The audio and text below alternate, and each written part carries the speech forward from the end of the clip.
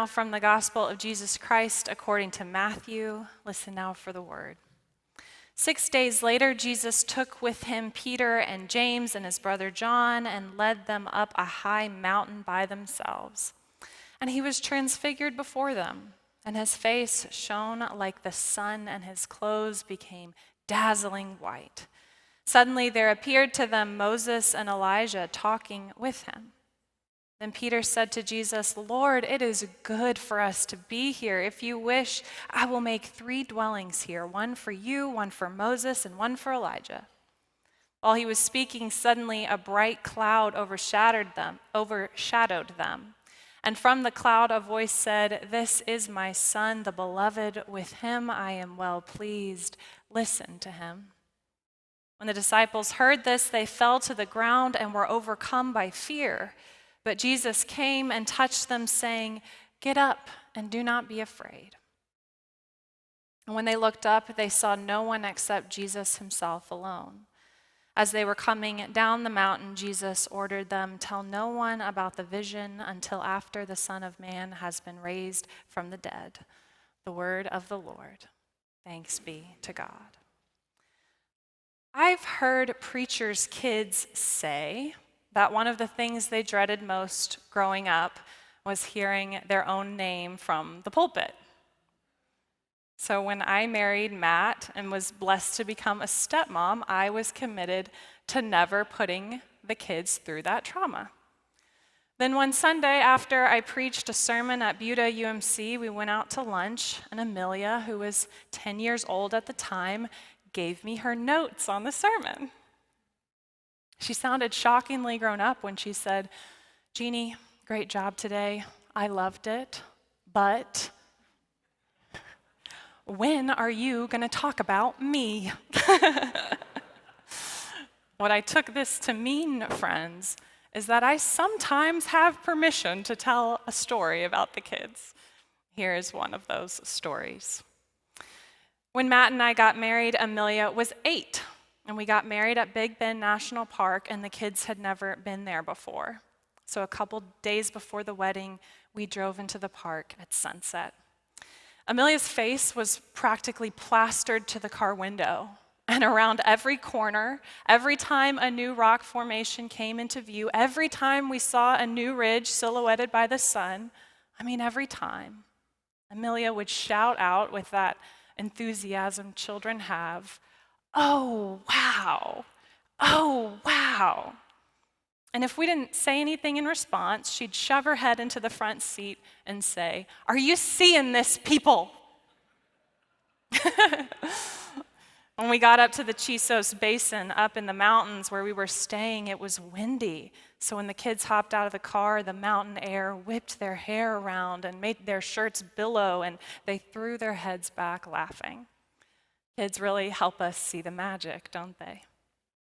Y'all already know Big Bend is one of my favorite places on earth, but if not for Amelia and Abel, I might have missed some of the magic of that particular drive.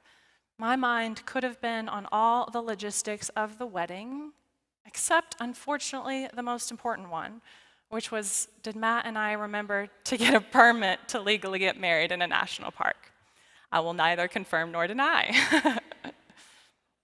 My mind could have been lost to logistics, but Amelia's was lost to amazement. Amazement, awe.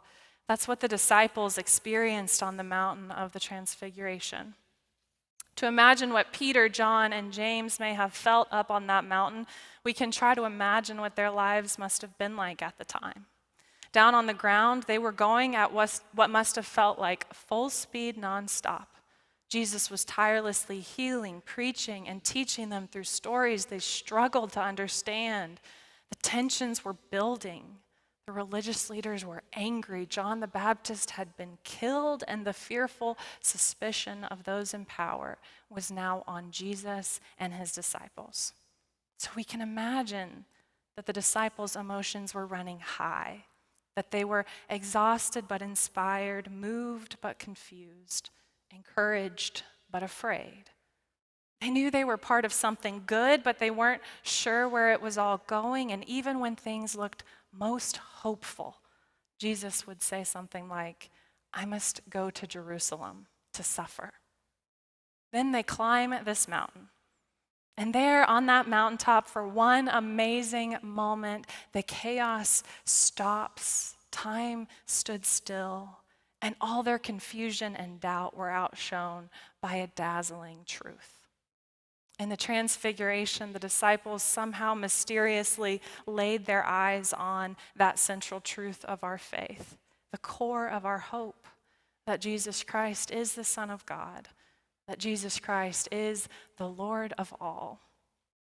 The transfiguration was a moment of amazement, and amazement is crucial to our faith. We are meant to be, we are called to be in awe of God. Think about the mountaintop moments of your faith. Moments where the veil was pulled back, and even if for just a moment fear and doubt subsided, and you felt a kind of certainty pierce your heart or settle into your bones, certainty that God was with you, that God could hold all the pieces together, that goodness would have the final say. Those moments are gifts. They are mountaintops.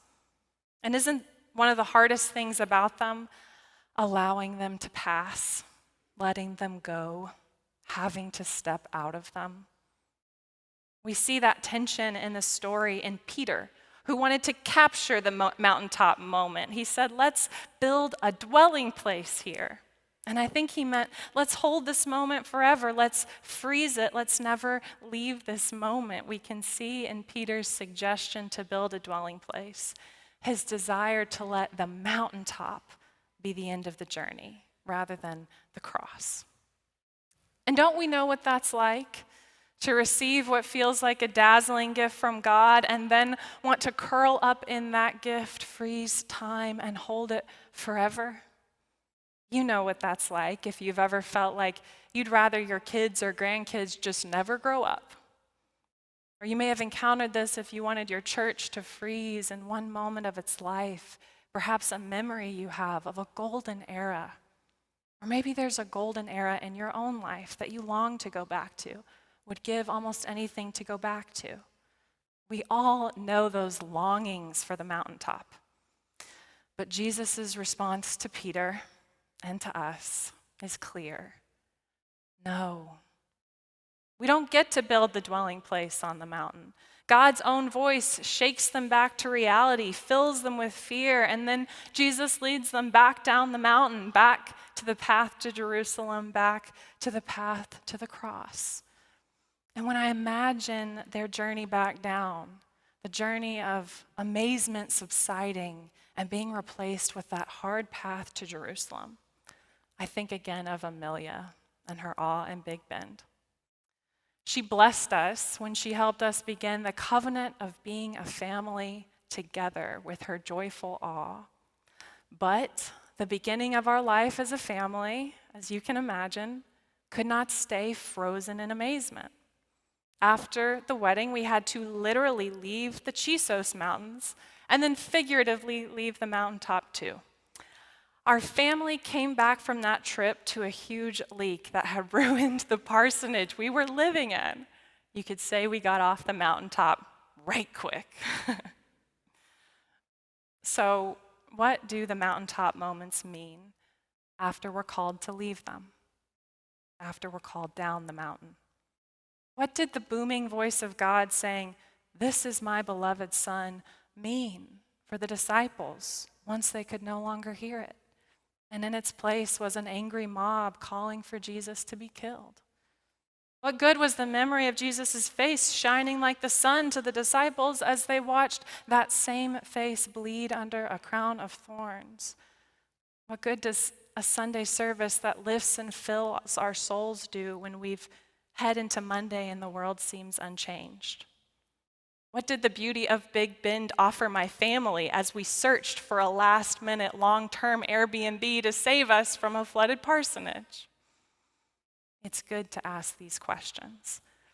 I think the disciples asked those questions. I think they were asking with us, what does the shining mountaintop mean?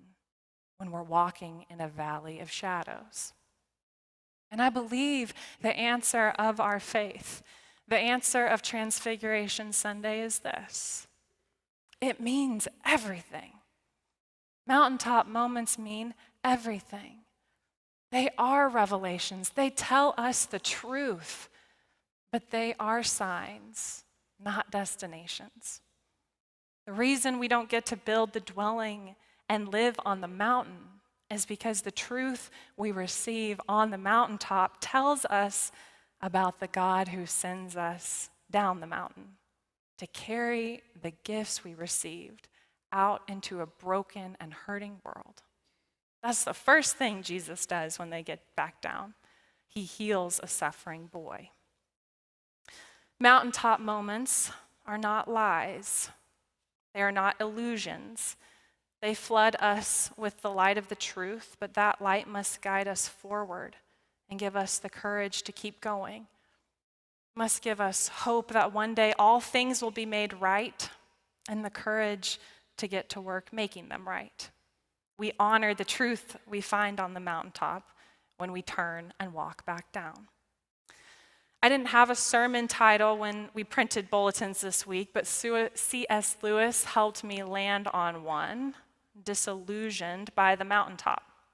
C. Lewis's writings changed how I think about the word disillusioned. He reveals how just that word disillusioned shows how much power we give to what is bad in the world. What does it mean to be disillusioned?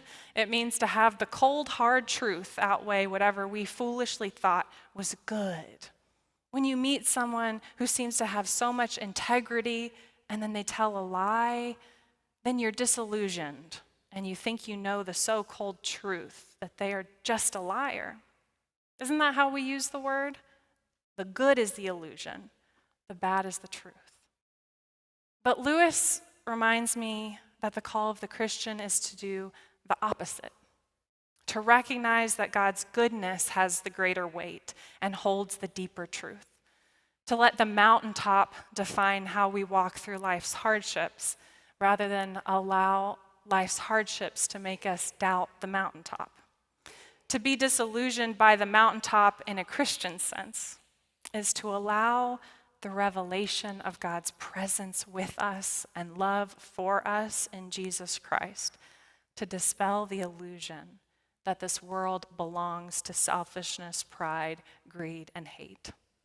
For Jesus and the disciples, I think this meant letting the glow of the transfiguration carry them through the painful road of arrest and persecution, rather than allowing that pain in Jerusalem to make them deny what they saw on the mountain. I will cherish Abel and Amelia's joy in Big Bend as long as I live.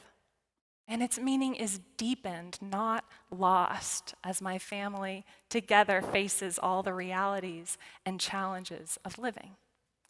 So, friends, today we remember a central calling of the church: to walk down the mountain, to carry the truths we have heard on the mountaintops of our lives into the places where they are most threatened, to bring the truth that every person is a child of God into prisons, detention centers, and homeless shelters, to bring the truth that God loves even our enemies to the places where people are divided along lines of hatred, to bring the truth that God's work is about redeeming and healing into every place where people think God has come only to condemn. So may this be the sign that we have received the gift of the revelation on the mountain, that together we turn to bravely follow Christ back down. By the power and grace of God acting in and through each of our hearts, may it be so.